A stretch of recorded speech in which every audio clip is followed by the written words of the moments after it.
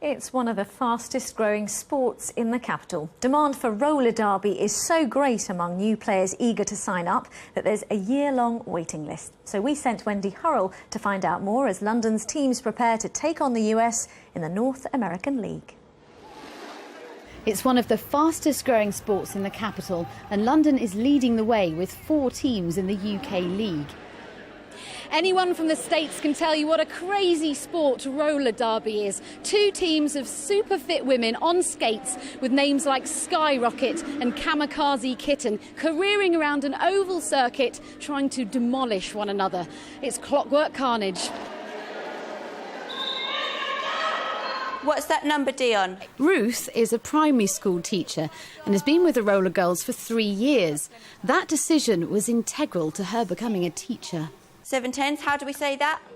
Seems to be quite a nurturing sport. What has that meant to you?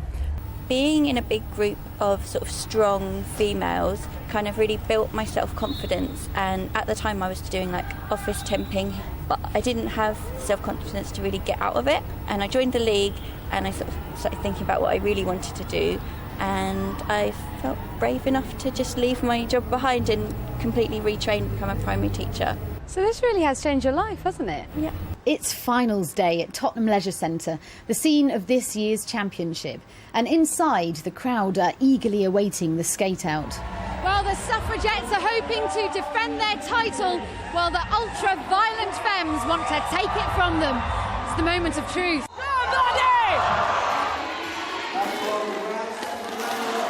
Vagabond has it all to play for, and try as she might, she's blocked at every turn.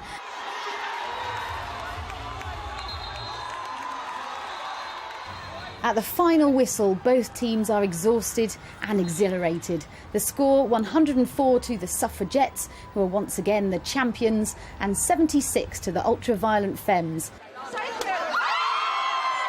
Next year they'll be playing the likes of Texas, Philadelphia, Gotham and Boston, as London Roller Girls are the first teams from Europe to be fully accredited into the North American League. Impressive women. Were you tempted to join the clockwork carnage, as you put it? I thought I might like to have a go, but I mean, it was just so violent. They were really, really tough girls. I mean, it's not unlike what I get up to on a hockey pitch, I think, on a Saturday morning. That's the thing. So when can we see more?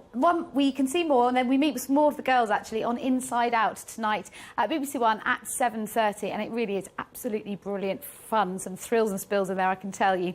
Now, there's some thrills and spills in the weather as well at the moment, because we're going to have some pretty heavy rain overnight tonight. But once that is out of the way, we're looking at a colder but drier and brighter week. It's quite different to what we had last week. At the moment, this is the situation. This is all the rain that we started with this morning, a most unpleasant rush hour. For most of the day, we've been in the middle bit, where there hasn't been all that much rain, just a few dribs and drabs here and there. But you can see the next batch that's just curling in at the moment. Now, that's going to get to us after midnight into the early hours of tomorrow morning, and it could be quite heavy in a few places, possibly with the odd rumble of thunder as well. So at the moment, there is a little bit of rain spotted about here and there as we go through the rest of the evening, but after midnight the main band starts to move in. As I say, it will be quite intense in a few places, and we could have the odd rumble of thunder as well. Behind it, the temperature will fall back, perhaps as low as 4 or 5 degrees. So in a few rural spots we might find a thin layer of ice on the roads, just because it is cooling off to afterwards. Now, the rain will clear through in the first part of the morning, so for most of it, it's a dry, bright start, and we'll have some decent spells of sunshine throughout the afternoon.